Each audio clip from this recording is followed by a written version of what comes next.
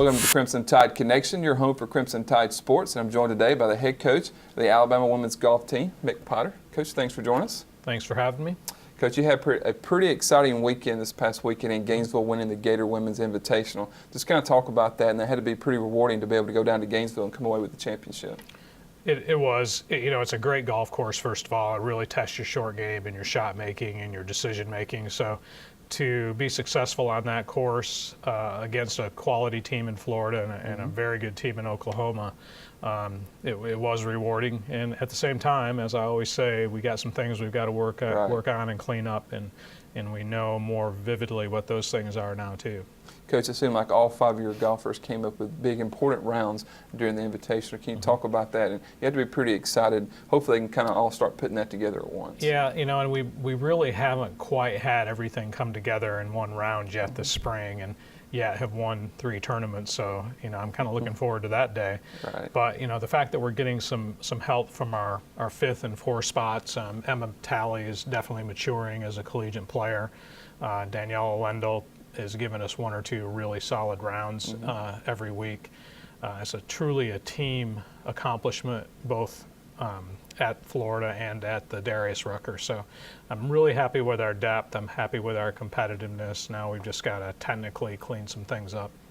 Coach, as you said, this team hasn't put it all together at once, but they have been pretty resilient. And does that go back to the NCAA championships when that final round coming down, things were kind of all over the place, but they showed that they were resilient and came back and won, or what does that lend itself to? Well, I think we work a lot on, here's a positive memory, here's something we did well, and kind of embedding those in our memory and getting rid of the bad things that we did and not thinking too much about that. So, they have that memory to draw on of what happened in the national championship, being behind by, I think, 5 shots during the final round on the backside, coming back, persevering, and winning the tournament. So now they know that, just because we're not ahead with 4 or 5 holes to play, it doesn't mean we can't win the tournament.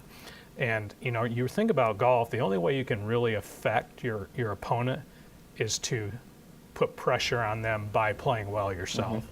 So it always goes back to us hitting quality shots, letting our opponents see that, letting them know that we're not going to make mistakes that will kill us or hurt ourselves. And that's the only way we can affect how they play. And we try to do that, and we try to take it one shot at a time. And then we'll add them up at the end and see what happens. Well, as you said, this team really hasn't been able to put it all together at one time, but you have won 3 out of your last 4 tournaments dating back to the fall. What do you think about this team when you kind of look at that?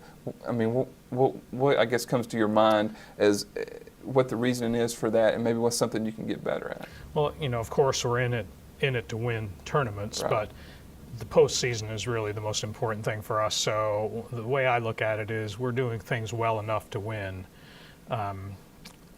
but every week, what can we do to get better? What can we do to improve? What can we do to be the best we can at the end of the year?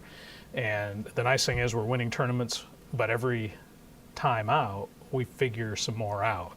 It helps us develop our practice plan, helps us to prepare more for that, what we know will be a pressure situation at the national championship. So we just got to take the positive out of every tournament and improve on the negative. Coach, after winning the Gator Women's Invitational in Gainesville this past weekend, you have about 4 weeks off before you travel to Tempe, Arizona for the Ping ASU Invitational.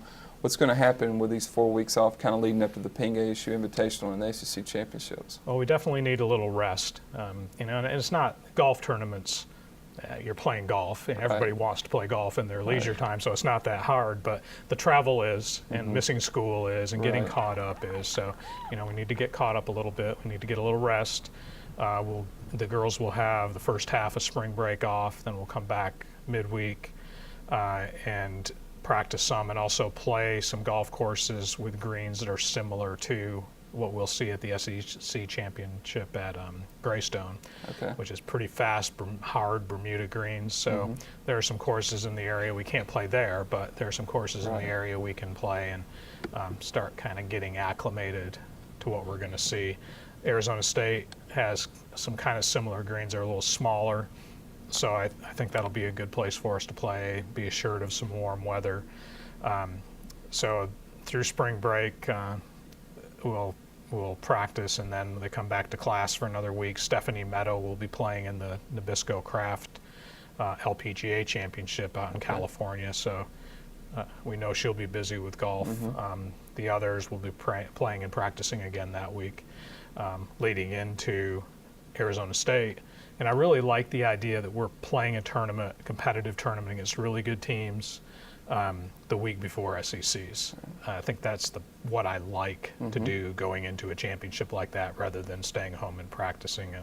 Our biggest problem with our players is making sure they don't practice too much and get careless. Right. Trying to keep them off the driving range is more difficult than getting them out there.